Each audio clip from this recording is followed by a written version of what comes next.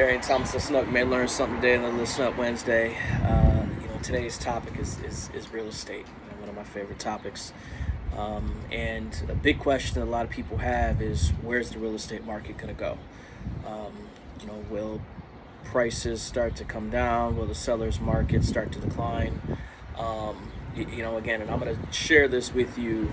This is my opinion, right? Maybe I'm right, maybe I'm wrong. I'm sure other people have opinions on this, but I'll be, honest and tell you that market's not going anywhere. Let me explain why the market, is probably going to stay like this, at least through the summer, right? Obviously, there's talks of, interest rates going up and different things like that.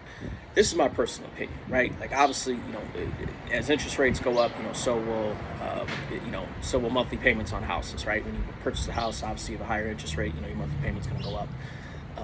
If you buy the house at a higher interest rate. But what I'm saying is it really may not have an effect too much on the real estate market because, again, very simple economics, supply and demand. Obviously, when the supply is high, not a lot of demand for it, the prices are low. When the demand is high, supply is low, obviously prices are high. Right now, obviously, there's not a lot of supply. And it's high demand, right? So now that's creating a seller's market. And you have to understand, right? Like, when you do have a seller's market like this, it's there's a lot of factors that go into it, right? But you have to kind of take a step back and look at just the very simple economics of people just want something and they want it now. And people are willing to pay prices, that may be unrealistic to some people. And being a realtor, right, being someone who's in the trenches and seeing these things happening, day in and day out. I mean, the days of somebody going in under ask, right on something that's, listed, where it should be listed at, market value, quote unquote, and it has been updated, shows great. Those prices are the offer prices are just continuing to rise and rise and rise and rise and rise, and that's why you're seeing things go, over, market value, appraisal gaps, different things like that. I'll kind of go back to appraisal gaps, but so it's important to understand, like, when you're buying in real estate, like, what you're getting yourself into, and understanding, right, like, although I am approved, although I have spoken to a lender and I have $100,000, $150,000 approval letter, like, you have to ask yourself, what am I doing differently? Because I'm not gonna lie, in this market right now, if it's just like, hey, I have specific criteria and I'm only gonna pay this, I'm only gonna pay what I think market value is, but I'm only looking for brand new houses, brand new construction. I listen, I'm not gonna lie, like, you're gonna be looking for a while because people are coming in with appraisal gaps. So essentially what an appraisal gap is, they're saying they're willing to pay X amount over the appraised value. So let's just say that, you're under contract at 110 and a house appraised at 105. And that appraisal gap says we're willing to pay $5,000 over whatever the appraised value is, up to a certain number sometimes.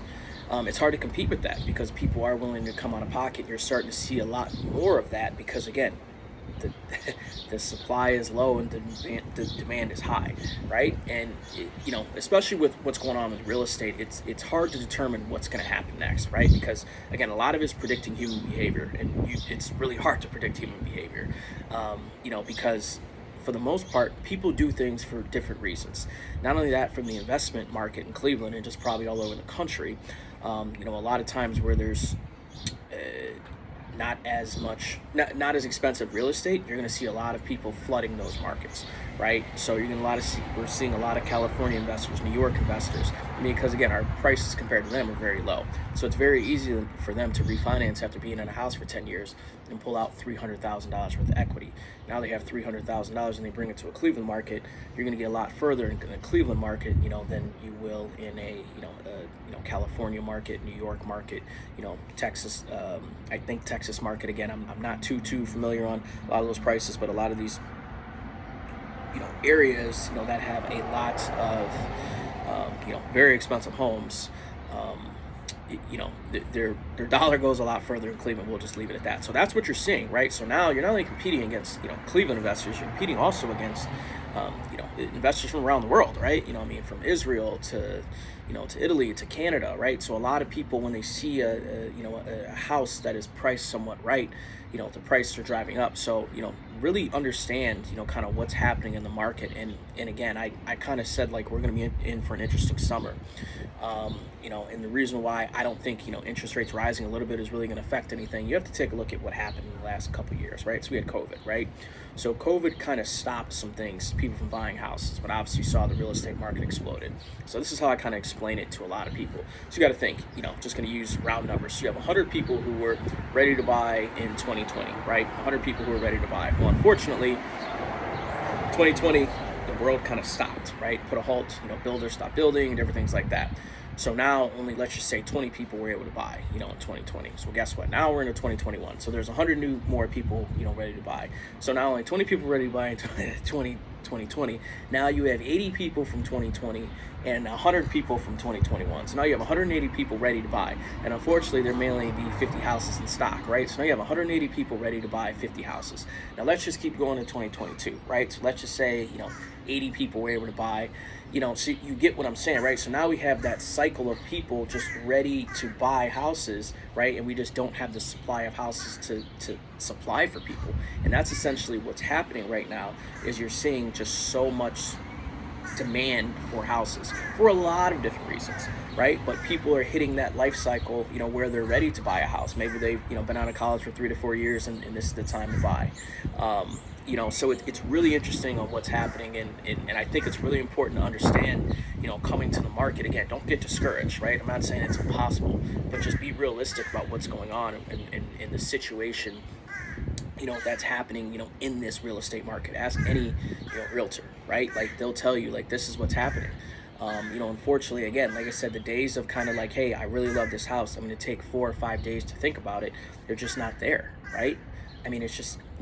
Literally things are hitting the market and there's multiple offers, within 2 hours. And guess what? Not one person even saw the house, right? So what does that mean? People are making offers on things sight unseen, and they're waiving, inspections. They're waiving, they're putting in, appraisal gaps. Again, I'm not saying waive inspection, but how are you going to stand out? Maybe you do have to, okay, listen, we're aware of this, and this. It's something that we're just going to have to address sooner than later, right? It's just important to understand, like, where the market is going. And I'm not gonna lie, I just don't see it, slowing down. I'll be honest. I'm looking in Avon, Ohio, right? Avon right now, there's 0 houses, just nothing, right? That kind of fits the criteria, that I was hoping to look for. But ultimately, right, am I going to overpay? More than likely, yeah. Am I happy about it? No, I'm not happy about it, but it's life, right? I'm either going to overpay and get what I want, or I'm just not going to overpay and I'm never going to be an Avon, right? And that's sometimes the question that you have to ask yourself, like, realistically, more than likely, you're just not going to get a deal in this market right now. It's tough. So just really understand, like, what's going on with the market and what's happening, and be truthful and honest with yourself. Like, what am I willing to spend? What am I willing to give up? Because at least for right now, again, this is a roller coaster, right? We're just at the top of the hill right now. That's all it is. Eventually, right? Roller coasters just don't go in straight lines. Roller coasters don't just go down. Roller coasters don't always just go up, right? Right now we're in a roller coaster, and I think we're, in the incline and hopefully going to hit the peak soon. But, again, when is that going to happen? No, we can't predict it, right? There's been prediction that the market's going to crash the last 2 to 3 years, right? And obviously we've been on the up and up. So it's very important to understand, economics when it comes to this, right? But just dumb it down. It's very simple. It's supply and demand. What is happening. So if you're in the market to buy, I definitely recommend, getting professional advice, and even from a seller's perspective, right? Like, you have to understand too, what's happening too is you're seeing a lot of times with these appraisals, right? So usually an appraisal is not going to follow how the market is doing. My point is this, right? Let's just say you have a house that goes under contract, you have 9 offers, right? And the house is at $100,000. Well, the highest winning offer is $150,000. Well, guess what? The comps don't reflect that in the area. So let's just say the highest winning offer is $150,000, but all the comps are showing $100,000. Again, it's not going to happen overnight where the appraisals are going to catch up to that house. So essentially, that's where you're going to have that appraisal gap. My point is this, right? Understanding that appraisals will take time to get up there. So that person may be willing to go $10,000 over asking. So guess what? All right, boom, you just set a record. In that neighborhood, $110,000 that house sold for. Well, guess what? 2-3 weeks later, somebody else puts their house on the market. Same thing happens, right? Okay, similar house sold for 110, right? 150. You get offers at 130 and 140. So boom, you're at 140. You're off 140, right? The last house sold at 110 again. You're still not going to hit that 140 number because the appraiser doesn't have anything to go off of.